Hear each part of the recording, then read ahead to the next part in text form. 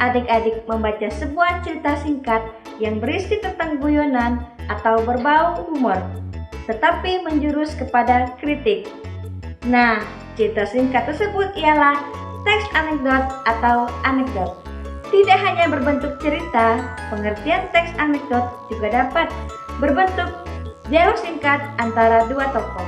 Teks cerita anekdot tentunya selain untuk memberi humor, teks tersebut juga harus memuat amanat, pesan moral, ataupun kebenaran secara umum. Nah, adik-adik, itulah dia pengertian teks cerita anekdot.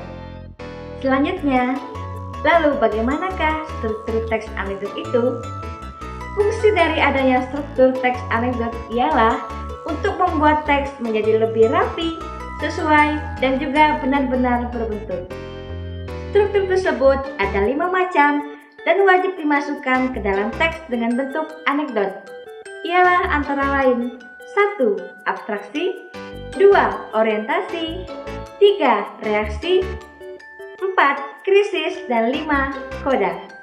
Baiklah adik-adik, kita akan membahas dari strukturnya yang pertama yaitu abstraksi.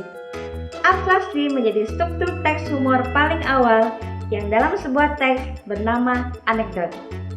Abstrak ditaruh di awal paragraf dengan fungsi untuk menggambarkan mengenai teks tersebut secara umum agar pembaca dapat membayangkan isi teks tersebut.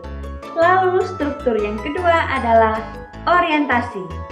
Orientasi merupakan awal kejadian pada cerita atau juga bagian yang menjelaskan latar belakang mengapa peristiwa utama dalam cerita dapat terjadi. Struktur teks yang ketiga adalah krisis. Krisis merupakan bagian yang menjelaskan mengenai pokok masalah utama dengan warna unik juga tidak biasa, atau bahkan terjadi pada penulisnya sendiri. Lalu, struktur yang keempat adalah reaksi.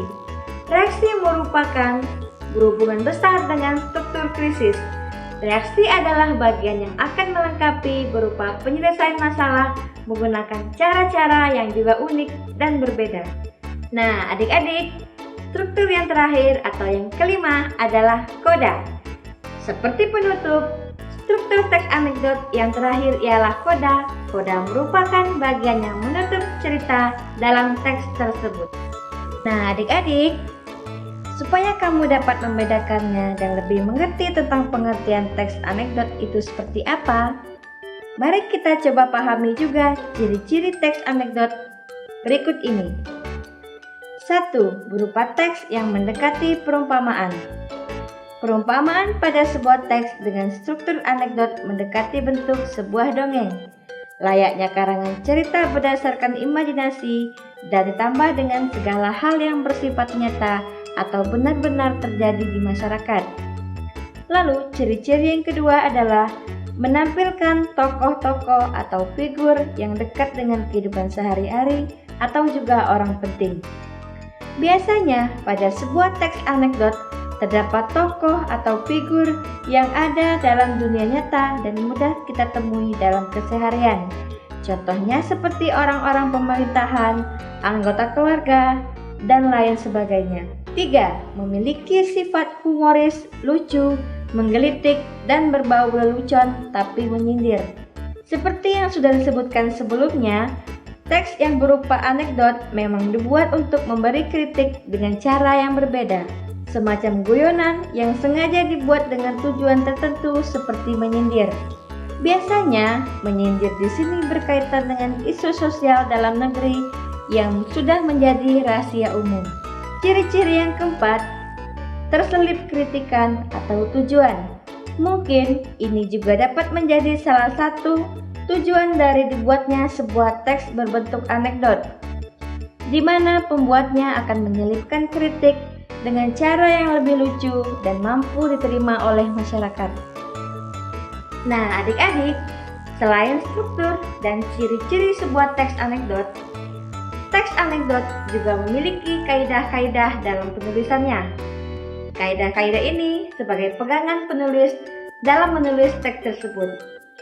Kaidah-kaidah tersebut antara lain memakai pertanyaan dengan keterampilan bahasa yang kreatif dan efektif atau retorik. Lalu, kaidah yang kedua adalah menulis sesuai struktur, yaitu diawali dengan bagian abstrak dan diakhiri dengan bagian koda. Kaidah yang ketiga adalah menyatakan peristiwa serta bagian dari peristiwa menggunakan konjungsi.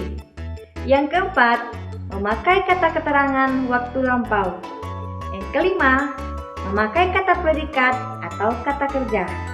Kaidah yang keenam adalah memakai kalimat yang berbau perintah. Kaidah yang ketujuh adalah dibuat secara berurut dan kronologis. Nah, adik-adik, setelah mengetahui dan mengenai struktur, ciri-ciri, dan juga kaidah-kaidah dalam teks anekdot, kamu sudah mulai bisa membuat sendiri teks anekdot ini.